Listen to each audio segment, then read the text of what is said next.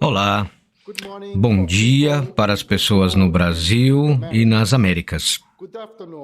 Boa tarde para nossos colegas na Alemanha e na Europa, talvez na África também. E boa noite para nossos parceiros na Ásia, especialmente na Índia e no Japão. Bem-vindos ao terceiro dia do nosso 9º diálogo Alemanha-Brasil sobre ciência, pesquisa e inovação. Cidades e clima, o desafio de governança multinível. Uma iniciativa do Centro Alemão de Pesquisa e Inovação, a DWIH São Paulo, e a FAPESP, a Fundação de Pesquisa de São Paulo.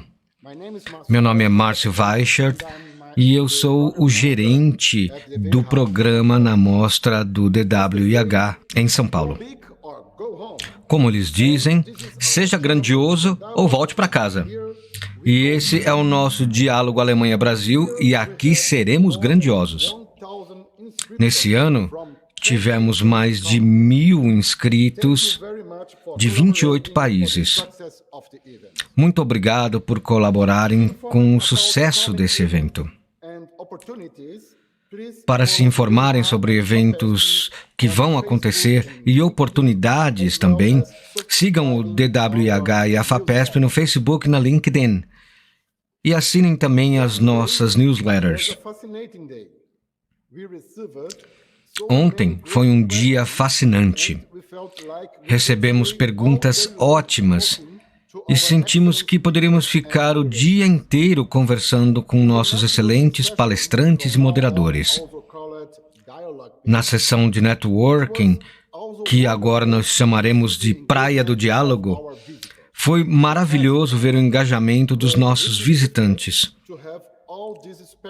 Os eventos passados foram realmente muito bons em ter todos esses especialistas. Eu tenho certeza que esses peritos que nós convidamos também estão lisonjeados em ver tantas pessoas que trabalham com esses tópicos. Depois da apresentação, na parte da manhã pelo Brasil e à tarde pela Alemanha, podemos nos encontrar novamente na Praia do Diálogo. Se você quiser participar da sessão de networking e estiver acompanhando o evento sem inscrição, você precisa se inscrever até o final da nossa primeira palestra, do primeiro intervalo, para que vocês possam ter acesso e algumas instruções sobre o processo. Acompanhem o excelente trabalho que estamos fazendo. O nosso chat está aberto para comentários e perguntas. Se quiser, você também pode escrever quem você é, para qual instituição você trabalha e em qual cidade você está localizado, para que possamos identificá-lo e ter uma melhor visão de quem é a nossa plateia.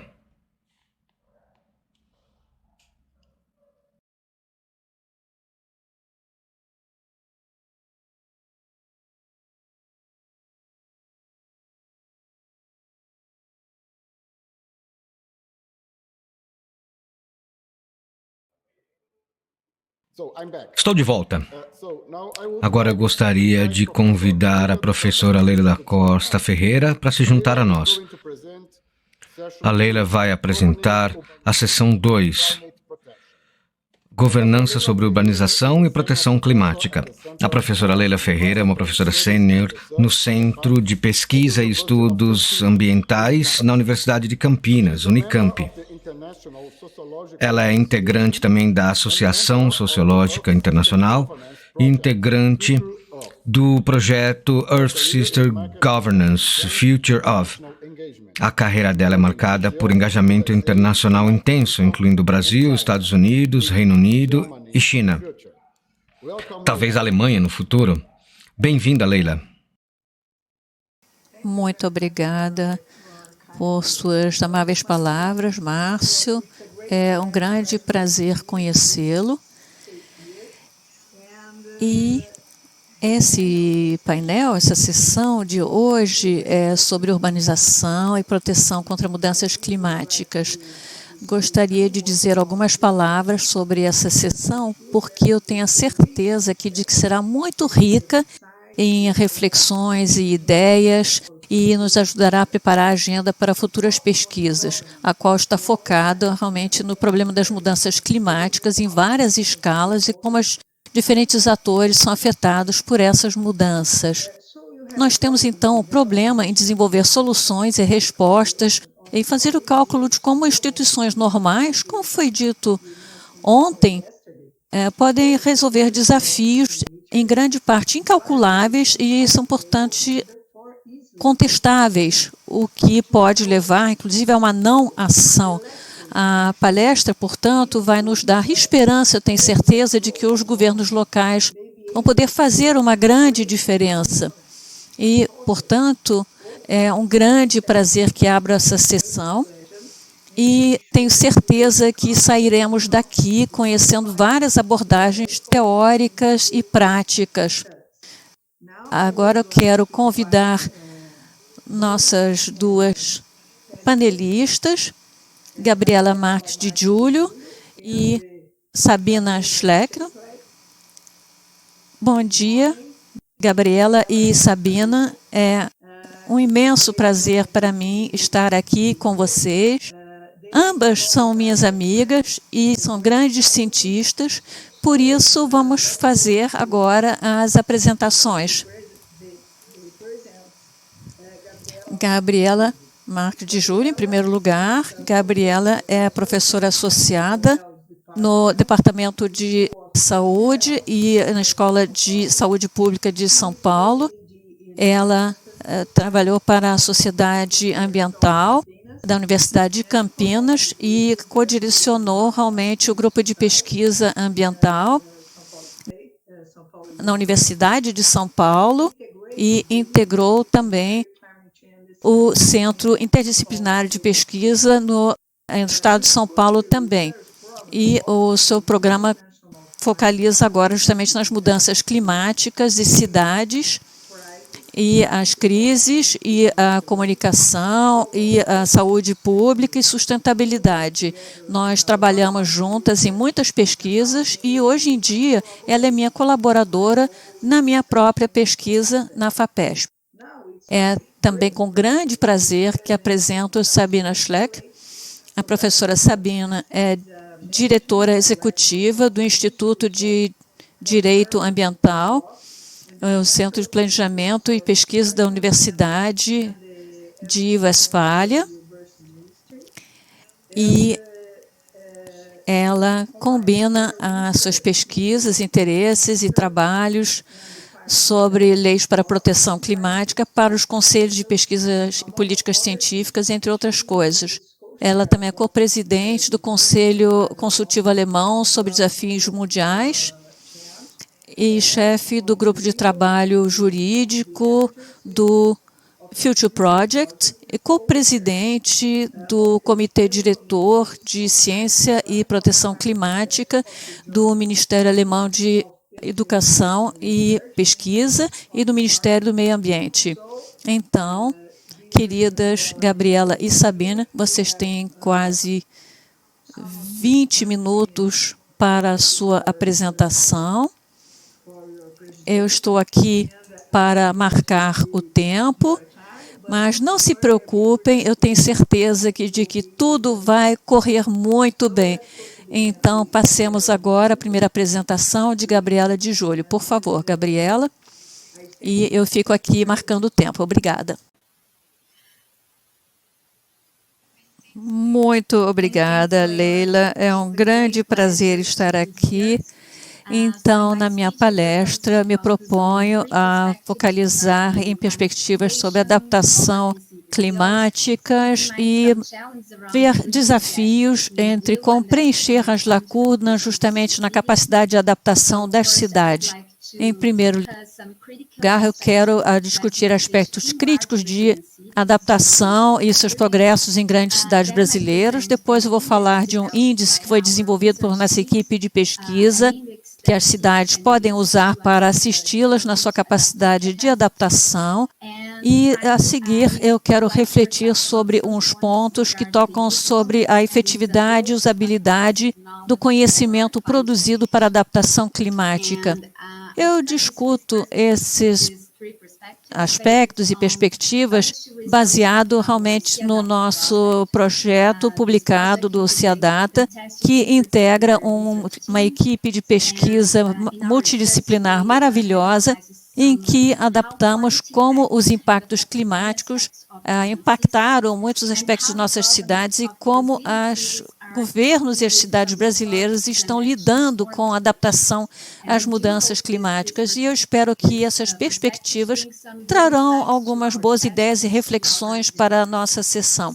Para começar a falar da primeira perspectiva, eu gostaria de levantar, que já foi discutido aqui, que as cidades, é claro, estão na vanguarda das mudanças climáticas. Devemos reconhecer também que a mudança das adaptações no Brasil foram muito lentas. Devemos, então, lembrar que a adaptação é parte de um ambiente social e de um processo político. Como processo, isso significa que a adaptação depende fortemente da vontade de fazer alguma coisa e da viabilidade de mobilizar recursos de diferentes maneiras e, claro, dos arranjos das diferentes condições para facilitar ou atrapalhar a consolidação das ações. Outro ponto crítico, especialmente no contexto das grandes cidades, incluindo as cidades brasileiras, é o fato que, embora saibamos que os governos locais não são os únicos atores que podem liderar e entregar essas ações de adaptação, sabemos também que os planos de adaptação efetiva nas cidades dependem muito também dos esforços municipais, o que significa que os governos locais têm, então, um papel importantíssimo em acelerar as mudanças em relação ao uso da terra, gestão do espaço urbano e também mudar os estilos de vida da população. Há, portanto, boas oportunidades para fazer avançar as adaptações. Muitas vezes, de fato, é um grande desafio para os decisores locais e para os profissionais que trabalham em questões de desenvolvimento e planejamento urbano. Então, podem realmente ver a evolução da mudança climática e devem combinar ações que vão desenvolver a capacidade das cidades de lidar com as mudanças climáticas, reduzir os efeitos de inundações, de deslizamentos, mas também precisam realmente acelerar as atividades, processos de adaptação urbanos. No caso das grandes cidades brasileiras, que são muito caracterizadas pela globalização e realmente urbanismo muito competitivo, degradação urbana, problemas urbanos e ambientais. Nós temos, então, uma necessidade de adaptação muito forte. Nossos estudos mostram que realmente há práticas administrativas e planejamentos que realmente têm levado a um problema de adaptação. Eu vejo que vocês têm esse slide aqui. Vocês podem ver aqui que no nosso estudo desenvolvemos realmente um arcabouço em relação a vários elementos que fazem parte e que afetam a capacidade de adaptação às mudanças climáticas nas cidades. Nesse arcabouço, nós temos 5 dimensões. A primeira está mais relacionada ao que se chama de fatores cognitivos, percepção de risco, nível de consciência, que podem motivar, então, a adaptação às mudanças climáticas. A segunda dimensão está composta dos recursos, o que inclui o pessoal, adaptação, financiamento, que dão, então, realmente a capacidade para a mobilização, o que é muito importante para a adaptação das cidades, e também troca de informações para fazer progredir as adaptações. A terceira dimensão são os fatores organizacionais. Nós queremos redes de participação que vão falar e discutir da mudança climática, arcabouços regulatórios e rotinas administrativas e práticas que podem influir.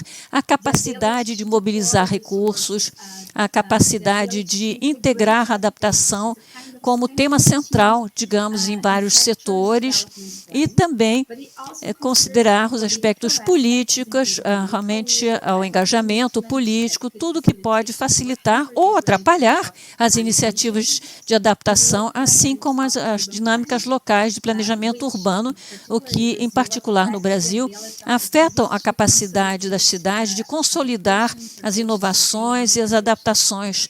Baseado, então, nos dados que nós angariamos sobre essas 6 cidades brasileiras, Manaus, Natal, São Paulo, Vitória, Curitiba e Porto Alegre, nós procuramos avaliar o impacto de cada elemento desse arcabouço e a capacidade dessas cidades de fazer progredir a adaptação. A adaptação, então, de nosso arcabouço e a avaliação indicaram, então, 6 elementos que tiveram um impacto muito negativo na adaptação.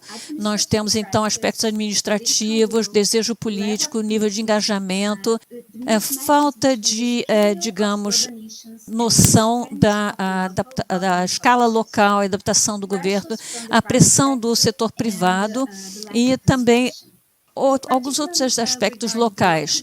Então, em relação a isso, quero chamar sua atenção a alguns pontos críticos que estão aqui. Por exemplo, nós temos os profissionais brasileiros que participaram, então, dos grupos de trabalho, demonstraram ser muito claro que há uma resistência às medidas de adaptação que aumenta toda vez que uma medida implica em regulamentação do uso da terra ou causa impactos socioeconômicos aos setores público ou privado.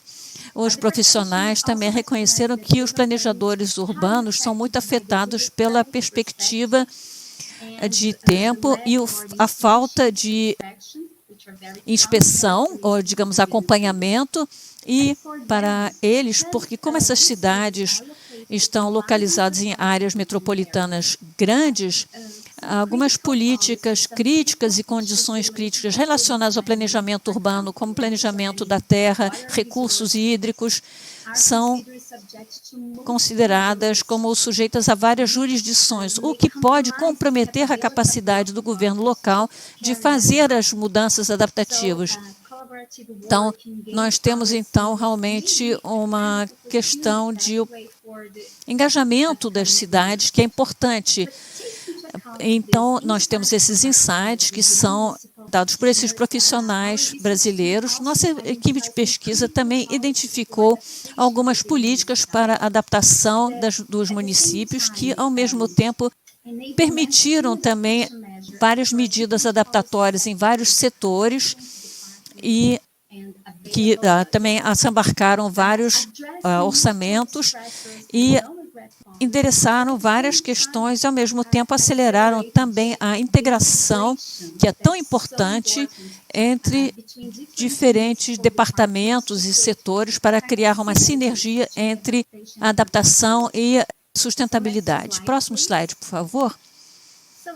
Nós desenvolvemos o que nós chamamos, então, de Índice de Adaptação Urbana, chamado Y, em português, o que inclui, então, indicadores das cidades e, realmente, políticas públicas agregadas que juntam elementos críticos para apoiar as intervenções que estão conectados, então, a essa adaptação.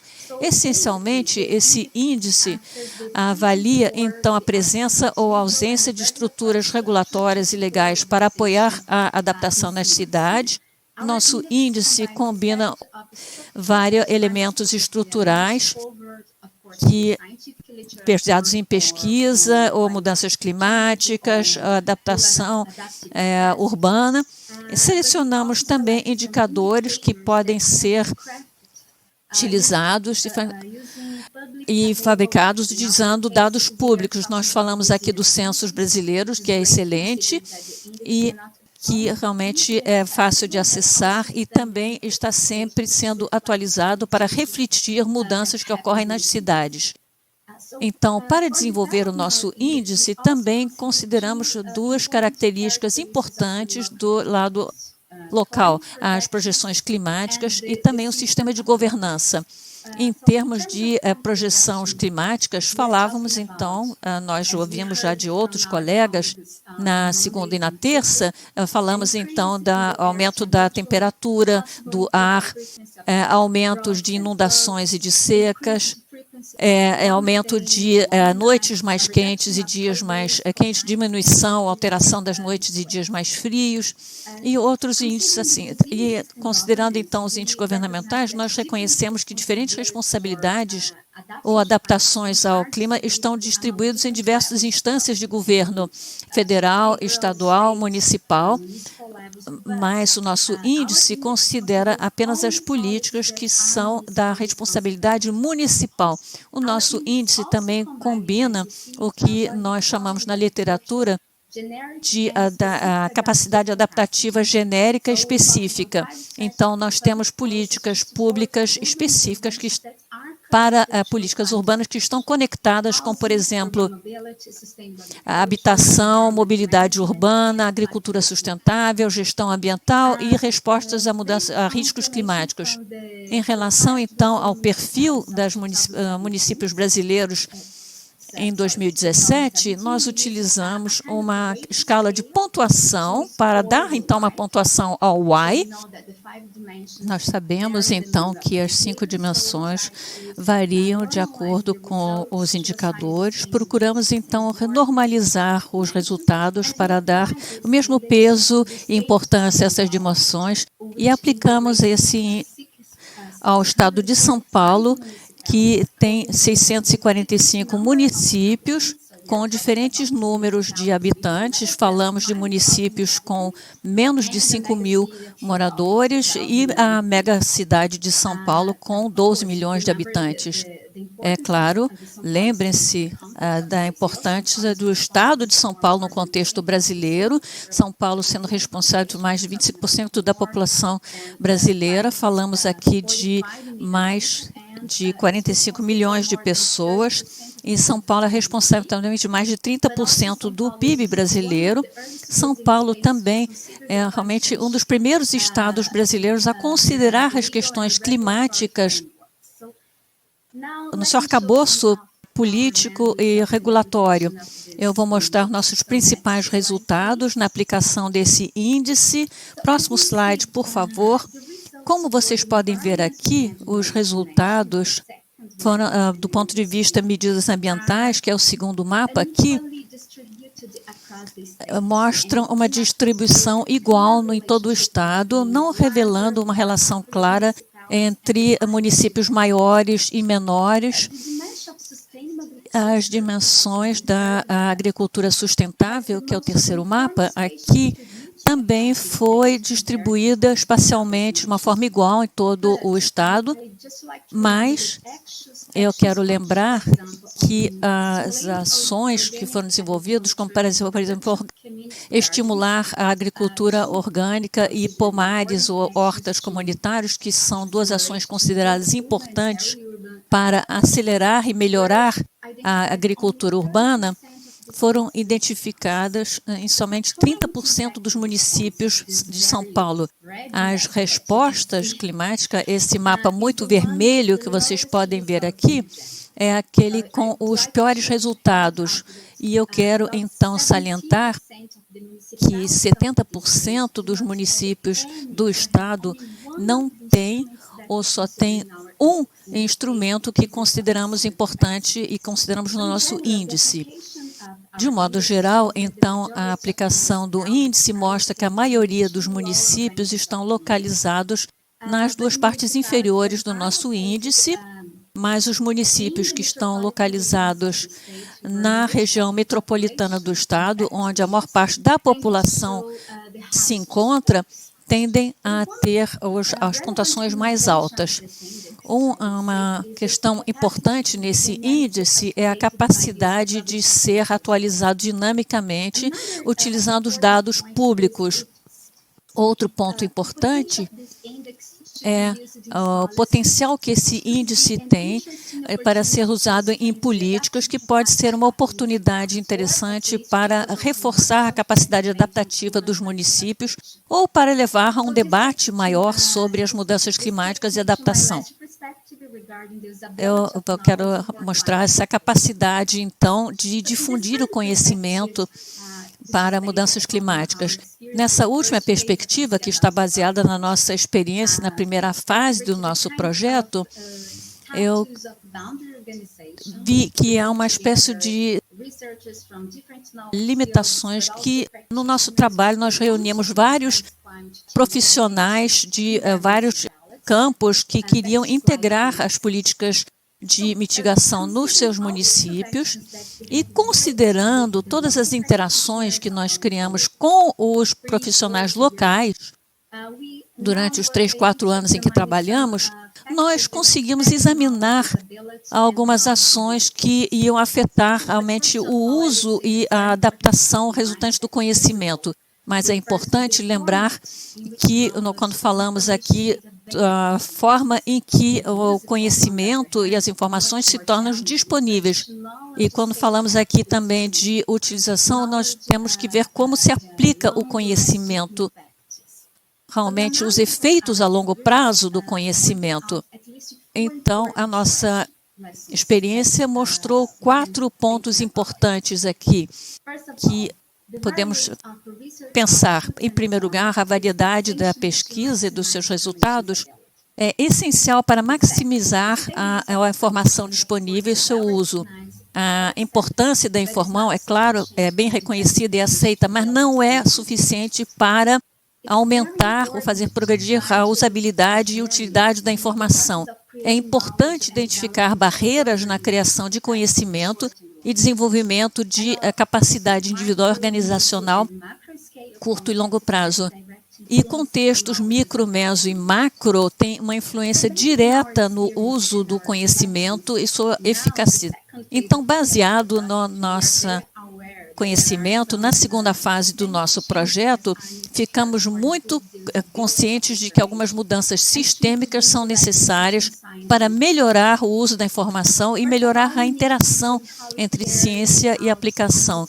Em primeiro lugar, é importante ver como integrar os aspectos transdisciplinares da produção de conhecimento, envolvendo, então, diferentes atores, diferentes experiências, diferentes conhecimentos.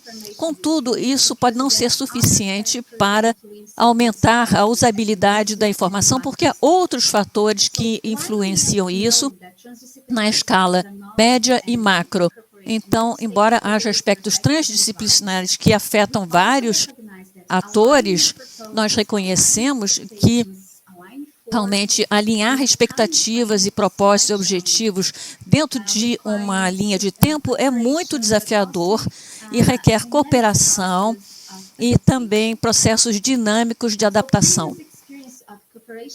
Então, a experiência anterior de cooperação com os atores e as instituições, encontros presenciais e compartilhamento realmente de coprodução podem favorecer realmente o trabalho conjunto de pesquisadores e instituições.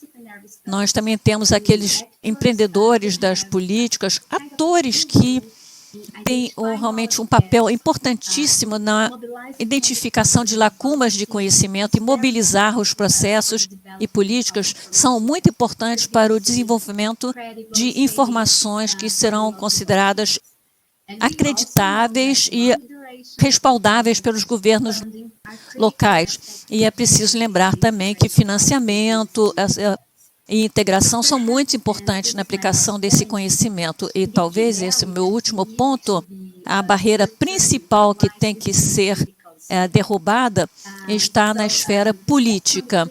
Então, a segunda mudança crítica que nós vemos tem a ver com a cultura política. Embora continuemos a ver uma desvalorização dos profissionais em termos de aspectos científicos e financiamentos, nós estamos falando na administração pública de ceticismo em relação às ciências, falta de financiamento. Nós sabemos que há ainda escopo para progressos e realmente fazer avançar progresso científico e adaptação climática. Eu quero agradecer a todos os meus apoiadores, as pessoas que ajudaram o nosso trabalho. Muito obrigado por essa oportunidade. Muito obrigada, Gabriela, por essa excelente apresentação.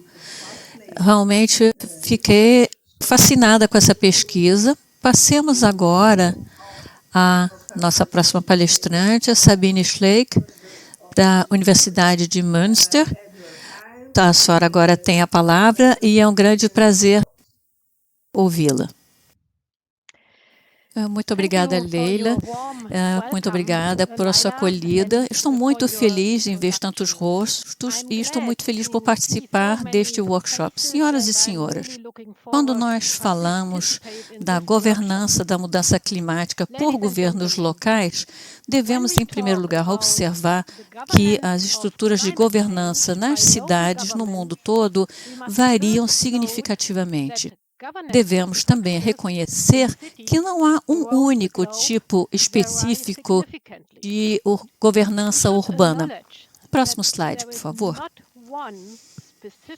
Além disso, devemos levar em conta que as cidades estão inseridas num sistema complexo, multinível, policêntrico de governança.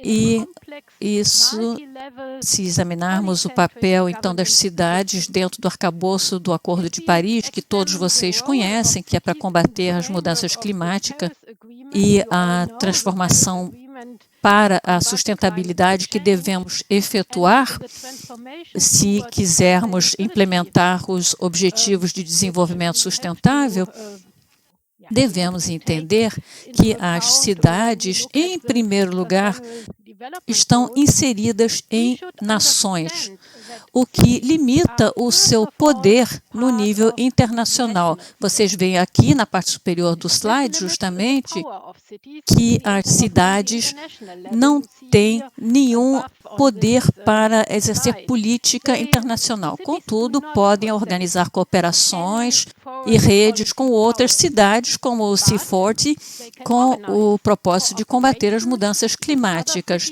E essas ações também são limitadas, porque, como eu já disse, as cidades não são sujeitos de direito internacional, não têm direitos e deveres políticos internacionalmente, como já foi explicado pela professora Zengerling ontem. Elas não são sujeitos de direito internacional e não estão contempladas no Acordo de Paris, mas podem contribuir para o arcabouço de transparência e também podem contribuir e estar envolvidos no desenvolvimento de objetivos de contribuições nacionais, os NDCs, que os governos nacionais que são membros do Acordo de Paris devem submeter.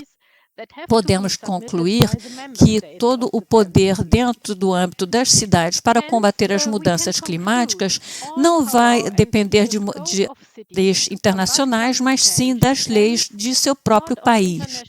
Na Alemanha e no Brasil, que são estados federativos, o poder das cidades também se vê limitado pelas leis do governo federal a que pertence, o que me leva a uma conclusão inicial. As cidades estão inseridas no arcabouço legal de seus estados e na sua Constituição e também nas regras emitidas pelo governo nacional. Esse arcabouço limita sua capacidade para combater as mudanças climáticas. Próximo slide. Mas quais são os direitos e deveres das cidades para combater as mudanças climáticas? Eu agora vou me voltar para a Alemanha, porque eu conheço melhor esse país e seus requisitos legais. A Constituição alemã, chamada Grundgesetz, ou as leis básicas, determinam que o governo federal não pode delegar tarefas às cidades e comunidades locais. Somente em casos excepcionais é que o governo federal pode transferir tarefas às cidades. Ele não pode transferir essas tarefas para elas, como eu disse, senão em casos excepcionais. Em princípio, o governo federal tem que pagar, então, pela execução dessas tarefas delegadas. O mesmo se aplica aos estados federativos, que podem transferir tarefas, mas que devem pagar por elas, se transferirem. Em outras palavras, aquele que encomenda paga. A mitigação e adaptação às mudanças climáticas são um dever federal, o que significa que as cidades não são obrigadas a tomar medidas ou iniciativas contra as mudanças climáticas. Além disso, a lei alemã determina que as cidades e comunidades locais têm autonomia local e autoadministração e podem se auto-organizar. Esse direito à autoadministração inclui vários poderes e capacidades. Elas podem planejar seu território, organizar sua administração, têm autonomia financeira e têm poderes para organizar medidas de planejamento. Isso lhes permite, por exemplo, planejar para as mudanças climáticas organizando o seu solo. Se autoridades federais ou estatais interferirem com esses direitos e poderes e atacarem a soberania das cidades, as cidades podem tomar iniciativas legais. Então, os métodos de iniciativas de mitigação contra mudanças climáticas são voluntárias para as cidades, o que significa que as cidades podem decidir se, quando e até que ponto vão tomar iniciativas para lutar contra as mudanças climáticas, mas, assim mesmo, as cidades e municipalidades devem levar em conta as mudanças climáticas no seu processo de planejamento. Devem, contudo, balancear isso com outras influências e outros pesos, mas não são obrigadas a dar o mesmo peso à luta contra as mudanças climáticas. Eu quero, então, criar essa conclusão. Em princípio, as cidades só podem ser obrigadas a tomar iniciativas para as mudanças climáticas se os estados e o governo pagarem por ela. As cidades têm direito à autodeterminação e soberania, o que lhes dá o direito de planejamento urbano, e os governos federais não podem obrigar as cidades a levar em conta. Os estados podem sugerir, mas serão iniciativas voluntárias de parte das cidades. Próximo slide. Em meados de abril desse ano, o Tribunal Constitucional Federal da Alemanha decidiu um caso único que criou realmente muito escarcéu entre os estudiosos jurídicos. O primeiro Senado do Tribunal Constitucional Federal determinou que as decisões da Lei Federal do Clima de 12 de dezembro de 2019, que determinam realmente objetivos de emissões e de proteções às mudanças climáticas, são incompatíveis com os direitos fundamentais na medida em que lhes faltam especificações para determinação das emissões a partir de 2030. Em outras palavras, o Estado federal alemão cometeu uma violação da Constituição Federal ao não desenvolver uma estratégia suficientemente longa, a longo prazo, para proteger o clima, para chegar ao objetivo de neutralidade climática. O legislador na Alemanha, então, deve revisar a Lei Federal do Clima, e a Constituição Federal não afeta apenas isso. Essa determinação do Tribunal Constitucional Federal determinou, então, que a proteção do clima é um objetivo da Constituição e do Estado. É um dever do Estado proteger, então, o clima, e os objetivos constitucionais obrigam todos os níveis da federação. O executivo, o legislativo e o judiciário estão obrigados, o que inclui as cidades e os governos municipais. Então, essa decisão teve consequências para a governança urbana. E eu quero aqui salientar o efeito dessa decisão histórica que foi tomado pelo Tribunal Constitucional Federal sob a proteção do clima. Próximo slide.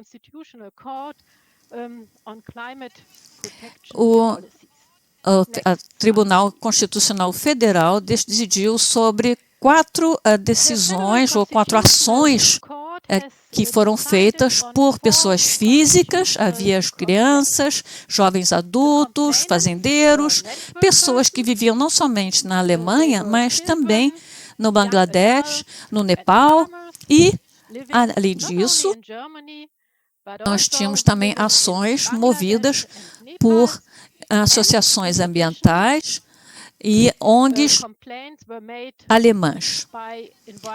Os autores alegavam que a legislação alemã tinha falhado em tomar medidas suficientes para limitar as mudanças climáticas e reduzir a emissão de gases de efeito estufa. O legislador tinha, então, desrespeitado requisitos legais obrigatórios e os autores se baseavam no dever constitucional de proteger os direitos fundamentais, como o direito à vida, à saúde e à propriedade, assim um direito fundamental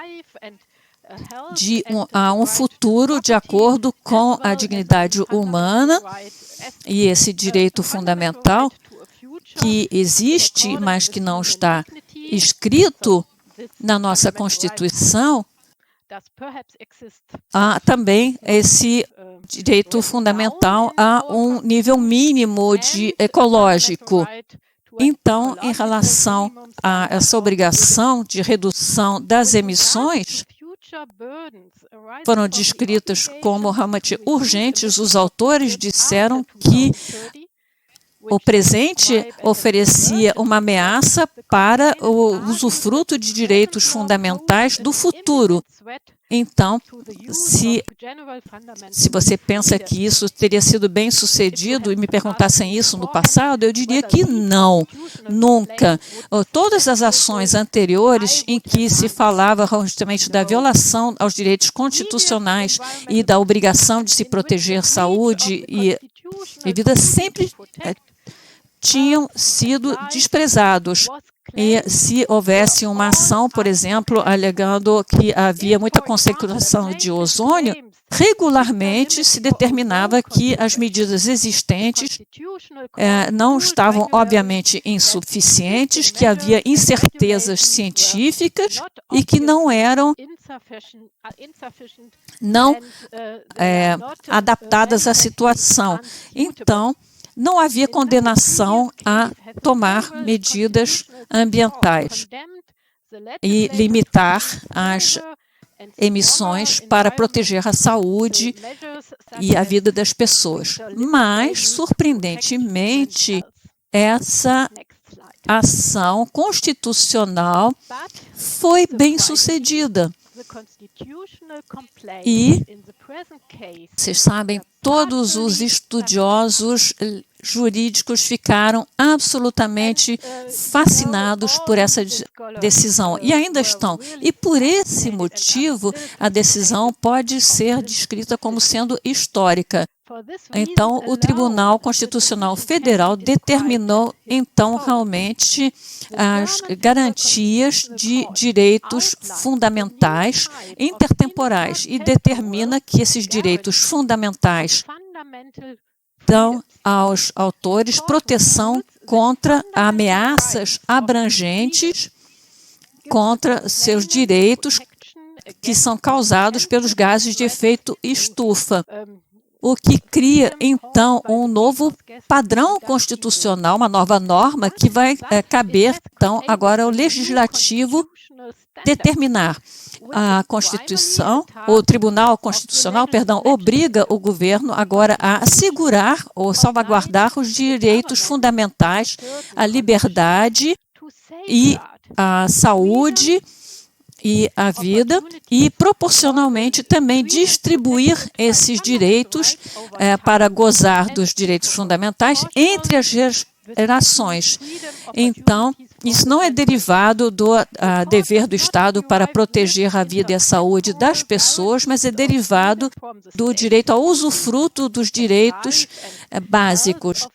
Então, o tribunal determinou que é um dever do Estado de proteger, então, a saúde e a vida das pessoas, principalmente, então, a proteger as atividades da vida diária e proteger, então, o direito das gerações futuras, sem que seja em detrimento, digamos, do gozo das outras gerações que virão a haver. Tem que haver uma divisão compartilhada por todas as gerações. E o ônus da salvaguarda dos direitos fundamentais à saúde e à vida não pode ser jogado para gerações futuras. E o tribunal declara, então, que os objetivos do Acordo de Paris para limitar o aquecimento a 1,5, de preferência, ou no máximo a 2, comparados com os níveis pré-industriais, são objetivos constitucionais, deveres constitucionais. O legislador deve distribuir, então, a redução das emissões de gases de efeito estufa de uma maneira prospectiva, de uma maneira que não viole os direitos fundamentais das gerações futuras. Então, as associações ambientais não conseguiram, então, ser ouvidas na sua ação constitucional. Isso é só um comentário para essa situação adicional. Então, o tribunal examinou depois, então, se o legislador alemão tinha conseguido determinar ou distribuir melhor a emissão de redução dos gases de efeito estufa entre as gerações, protegendo os direitos fundamentais. Isso foi determinado como sendo só parcial, considerando que foi inconstitucional a determinação até 2030. O legislador tinha determinado objetivos de 2030 com uma redução das emissões até 2030, justificando essas reduções, dizendo que havia incertezas científicas e não havia ainda cálculos precisos de como fazer essa redução. E enquanto houvesse essa incerteza quanto às emissões e aos cálculos, não se podia definir objetivos. Esses objetivos poderiam ser aumentados eventualmente. Contudo, a Lei de Proteção ao Clima não determinou esse dever de proteger direitos fundamentais e de distribuir, então, os gases de efeito estufa até 2050. O legislador agora está sendo obrigado a determinar novas maneiras de reduzir as emissões de gás de efeito estufa com objetivos determinados para alcançar a neutralidade climática até 2050 e já criaram um projeto de lei para isso. Próximo slide, por favor. A parte mais importante que podemos destacar dessa decisão que a proteção do clima é um dever constitucional. O Estado é obrigado a proteger o clima de uma forma específica. Os objetivos de temperatura e o objetivo de neutralidade determinado pelo Acordo de Paris já descrevem e definem os deveres constitucionais e isso é vinculante. Os objetivos não podem ser violados. O que deve ser feito pelas cidades, em primeiro lugar, as cidades alemãs. O que a gente pode determinar disso? As cidades realmente são obrigadas pelos objetivos constitucionais de proteção climática. As cidades têm que contribuir e também alcançar os objetivos do Acordo de Paris, o que é novo, porque, como eu tinha dito, o Acordo de Paris não vinculava as cidades. cidades agora devem tomar iniciativas de proteção ao clima. Elas têm que criar ou projetar realmente um processo de transformação climática para alcançar a neutralidade climática para os seus moradores e devem definir objetivos de proteção ao clima, desenvolver vias para reduzir os gases de efeito estufa e obter justamente a neutralidade climática.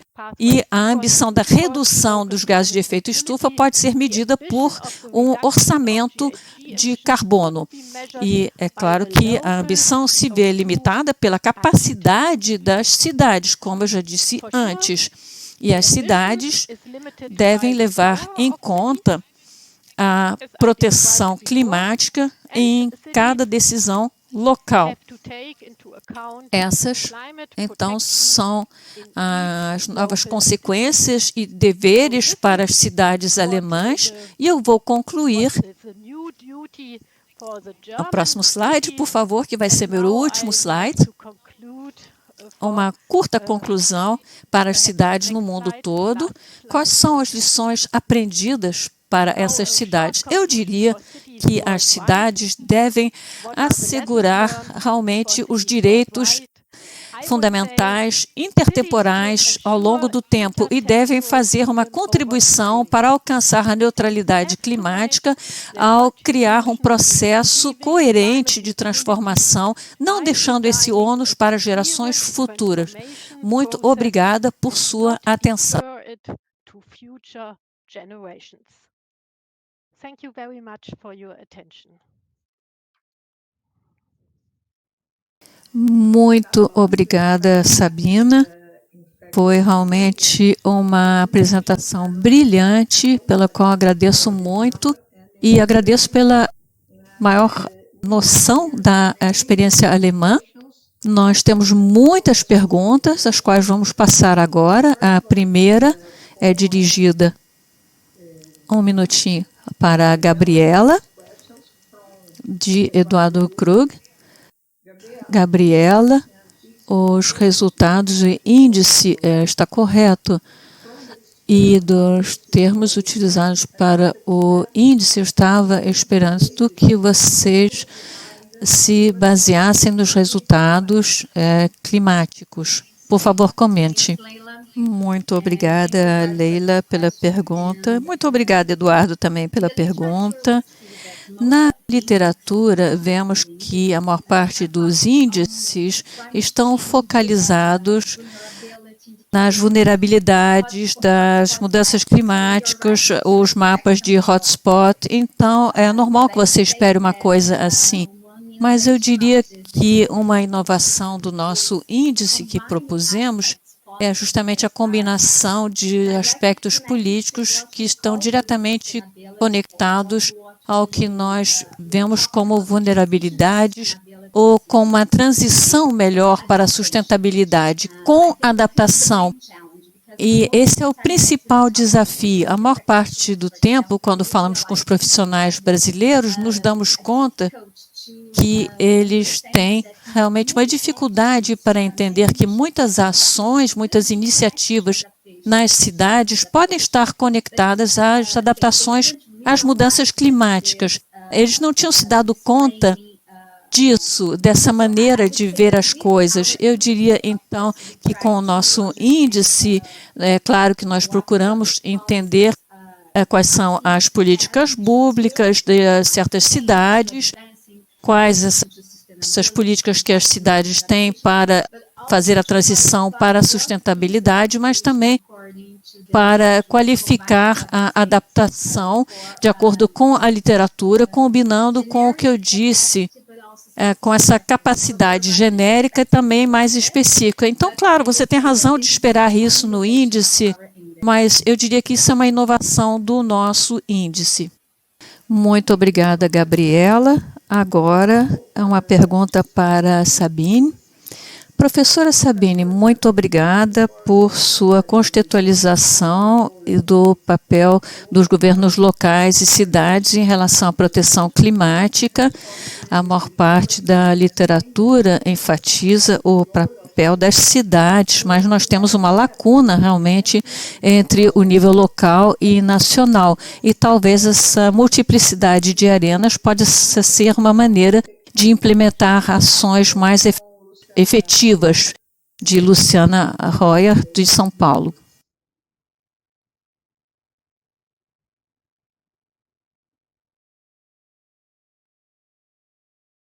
Muito obrigada, Luciana, por essas perguntas, que são mais de uma pergunta, na realidade. Implementação é o ponto crucial disso. Em primeiro lugar, eu acho que Gabriela nos mostrou isso, a questão da adaptação e nos setores, e nós vemos que muitas vezes temos muitas regras e também arcabouços legais no nível local também. Na Alemanha, por exemplo, as maiores cidades têm planos para mudanças climáticas, iniciativas para lidar com mudanças climáticas, mas são no papel, são maravilhosas no papel. Como botar na prática e na realidade e como implementar tudo isso é que é mais difícil, é que é o ponto crucial. Muitas vezes, na Alemanha também, nós achamos, esse é nosso problema. Não, na Alemanha temos o mesmo problema que vocês no Brasil. Não tem o dinheiro. Não, as cidades não têm os instrumentos e apoio financeiros de que precisam para implementar as iniciativas. E eu diria que há muito a fazer. Nós precisamos realmente apoio financeiro dos níveis estaduais e federal.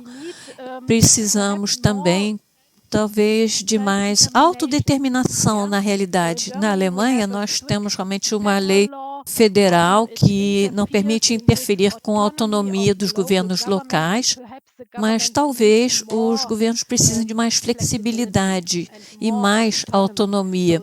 Então, talvez seja uma questão de governança, e o outro aspecto é o aspecto financeiro, como eu salientei. E temos também a necessidade de aceitar e ter apoio dos habitantes, porque sem os moradores das cidades não vamos conseguir implementar a grande maioria dos instrumentos estabelecidos na legislação local. Muito obrigada, Sabina, pela resposta. Excelente pergunta. A próxima pergunta agora é para a Gabriela, de Nukleusmann, que escreve da Alemanha. Professora Gabriela, muito obrigada pelo insight interessante. Qual é o papel das redes, das cidades para os movimentos e até que ponto isso tem força na agenda política? E há também algum aspecto negativo à participação nessas redes para as cidades do ponto de vista global? Muito obrigado, Nicolas. Excelente pergunta, de fato. Sim, claro, as redes de cidades como o C40 e outras, e comitês subnacionais são extremamente importantes e ajudam as cidades a se engajar contra as mudanças climáticas e utilizar medidas de adaptação e mitigação que são importantes e encorajam também os governos locais a providenciar ou propor novos arcabouços regulatórios mais conectados às mudanças climáticas. Eu não tenho dúvida quanto a isso. Eu não vejo lado negativo para realmente essa participação das cidades nessas redes, mas eu acho que temos que ter um certo cuidado. Por exemplo, eu vou exemplificar. No caso do projeto Se Adapta, por exemplo, nós vemos esse projeto que é uma organização meio marginal, de uma certa forma, que ajuda as cidades e os profissionais a discutir medidas para mitigar as mudanças climáticas. Para nós, como nós temos um papel importante que nós, dentro da nossa organização, e nós temos agências que nos financiam, nós temos, estamos ligados a tempo, orçamento. Eu acho que às vezes nós estamos competindo com as redes de cidades, as C-Networks, que estão trabalhando com as cidades. E às vezes os profissionais preferem trabalhar com as redes C-Networks porque elas têm mais flexibilidade, mais orçamento e menos limitações do que nós. E ter o apoio também de profissionais locais.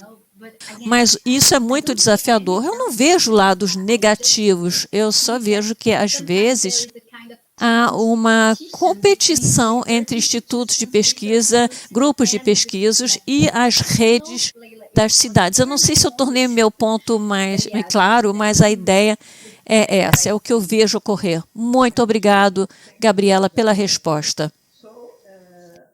Nós temos aqui outras perguntas, mas eu gostaria de levantar mais uma pergunta para a Sabine. Sabine, você disse uma coisa muito interessante sobre a cooperação das cidades na Alemanha. Pode falar um pouco mais sobre isso, por favor, e explicar para nós? Essa cooperação, eu não entendi muito bem a pergunta. Entre as cidades. A cooperação das cidades. Na Alemanha, essa cooperação não é espalhada em todo o país. Você não consegue vê-la no país todo. Nós temos cooperação, por exemplo, nas áreas rurais, por exemplo, áreas localizadas na parte norte de Westfália, em que não temos megacidades na Alemanha, mas você pode dizer que as cidades das áreas rurais são quase que megacidades, porque tem mais de 50 cidades espalhadas pela área rural. E lá nós temos realmente uma cooperação em nível regional entre os diferentes municípios que pertencem a essa área rural. Nós temos, por exemplo, uma lei de planejamento comum para a região e um parlamento comum regional também, o que significa que as ações são coordenadas e eles cooperam nos aspectos de planejamento. E o que eu diria, no sentido de proteção do clima, essas cidades sabem, depois da decisão constitucional, que elas precisam levar em conta as leis e iniciativas de proteção ao clima de uma forma mais enfática do que antes. A Constituição realmente não estabelece se algo é mais importante do que outros interesses, mas eu diria que tem um novo rosto, digamos, tem um novo peso. E essa cooperação, esse planejamento precisa, então, respeitar a proteção ao clima, mas para uma cooperação em toda a Alemanha, eu devo dizer que muitas vezes as cidades, os municípios não cooperam entre si e não participam das iniciativas de cidades vizinhas, nem discutem os problemas que ambos têm e que deveriam resolver conjuntamente. Então, a área rural, eu diria, que é um exemplo positivo de cooperação entre muitas cidades. Muito obrigada por sua resposta, Sabine. Eu tenho mais uma pergunta de Tiago Dactro, que pergunta a Gabriela. Professora Gabriela, a senhora falou realmente do legado legislativo nesse período. Nós estamos vendo uma judicialização das questões. Eu acho que os membros da nossa Suprema Corte, recentemente, precisaram interferir nas políticas. E a respeito da proteção ambiental, aí é uma pergunta bem complicada. A judicialização pode ter resultados negativos? E se for sim a resposta, quais são os resultados negativos? Muito obrigado, Tiago. Eu não sei se eu tenho a resposta para a sua pergunta. Mas sim, você tem toda a razão. Há alguns anos, alguns estudantes meus fizeram um estudo sobre a judicialização do processo de licenciamento ambiental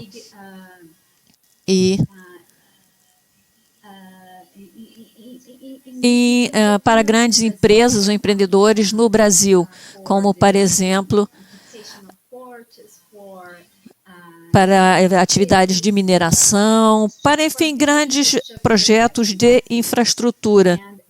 E ficou claro que precisávamos rever nosso papel, nosso arcabouço regulatório, nossa jurisdição local, para evitar judicialização, mas não da forma que foi proposto agora. Precisamos ter muito cuidado com isso, porque sabemos que, nesse momento, no Brasil, a proteção ambiental, a proteção ao clima estão sob risco, eu diria.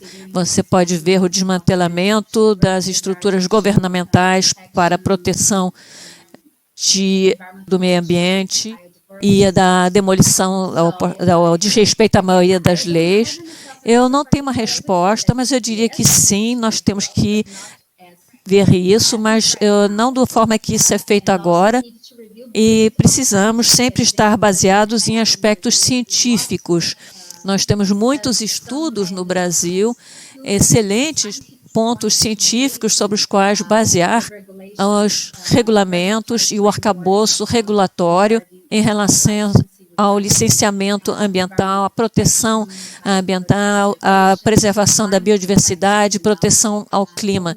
Precisamos trabalhar conjuntamente para criar um diálogo entre a ciência e a política. Muito obrigada, Gabriela, por sua resposta. Vamos agora para a parte final da nossa parte dessa sessão de hoje. Realmente os pontos foram muito interessantes, os pontos de vista também. Nós tivemos, então, aspectos teóricos e práticos. Eu aprecio muito a cooperação transdisciplinária que vocês duas nos trouxeram, e o governo local e multinível, esses governos policêntricos, como levantou Sabrina, são uma abordagem muito interessante também. Eu quero agradecer às duas por sua participação. Foi um painel maravilhoso, uma sessão brilhante. E vocês querem dizer alguma palavra final? Sabine, você primeiro. Olha, eu só quero agradecer muito por esse workshop tão interessante. Eu adorei e eu vou dar boa sorte para os outros conferencistas no resto do painel. Muito obrigada, Sabine. Eu quero agradecer muito e quero agradecer também ao comitê científico deste workshop. A Sabine trabalhou duro para participar conosco nesse seminário. Muito obrigada, Sabine. Gabriela, você agora. Muito obrigada, Leila, por me convidar a participar dessa sessão, que foi muito interessante. Eu concordo com Sabine. Eu fiquei muito interessada em ver como as coisas funcionam na Alemanha, e eu achei muito interessante as coisas que podem ser muito interessantes para nós, e quero agradecer aos organizadores por esse evento brilhante. Realmente foi um encontro muito interessante, há painéis muito bacanas. Muito obrigada mais uma vez. Obrigada mais uma vez às duas, e eu vejo daqui a pouco no próximo painel. Muito obrigada.